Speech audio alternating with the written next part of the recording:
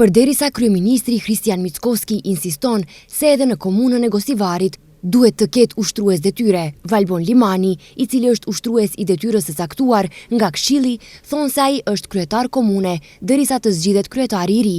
Në këtë komunë, nga korriku i vitit të kaluar, ka ushtrues detyre dhe kjo sipas Valbon Limanit, ai duhet të jetë në krye të komunës deri në zgjedhjen e kryetarit të ri. Limani thotë se këtë e thotë edhe vetë ligji.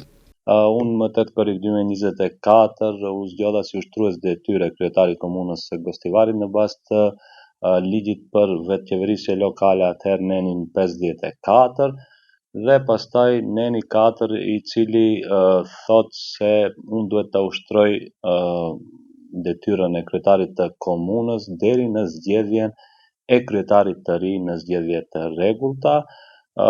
Ligji qartë e thot që kjo detyrë duhet të ushtrohet derisa të zgjidhet i ri, pa mos e potencuar se duhet të jenë zgjedhje të rregullta, të përsëritura apo ndryshe, domethënë në mënyrë taksative është e caktuar se mandati i zgjat deri në zgjedhjen e kryetarit të ri në zgjedhje të rregullta.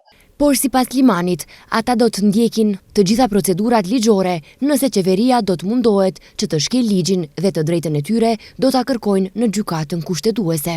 Domethënë në qoftë se e mbrojnë me një rat vendim të qeverisë, gjithsesi do ta ankimojmë dhe do të kërkojmë nga gjykata kushtetuese të prononcohet se a ka kushtetueshmëri apo është konform ligjit ai vendimi i qeverisë apo jo, dhe besoj se e drejta është në anën tonë. Gjithashtu të gjithë ekspertët juridik, po edhe sektori juridik, por edhe ish gjykatës, të cilët i kemi konsultuar rreth kësaj çështje, thonë se në rastin e Gostivarit situata është shumë e pastër dhe e qartë dhe se do të sipas ligjit do duhet ta ushtrojë këtë detyrë deri në zgjedhjen e kryetarit të ri. Ndërsa kryeministri Mickoski sot tha se ata presin që të marrin njoftimin nga KSZ për të emëruar të besuarit e qeverisë në 4 komunat. Apsolutno дека тоа ќе го направиме согласно закон.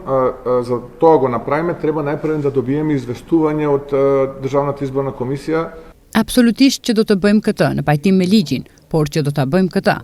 Së pari duhet të marrim njoftim nga Komisioni Shtetëror i Zgjedhjeve sepse zgjedhjet kanë përfunduar dhe se në ato 4 komuna zgjedhjet janë të pasuksesshme, pastaj qeveria do të bëjë emërimin. Pas emërimit të Arben Taravarit në krye të Ministrisë së Shëndetësisë vitin e kaluar, Valbon Limani me ndryshimet e ligjit në vetëqeverisje lokale u zgjodh ushtrues detyre, ndërsa Valbon Limani për 21 vota nuk mundi të mbërrijë cenzusin prej 33.33% në zgjedhjet e 19 tetorit.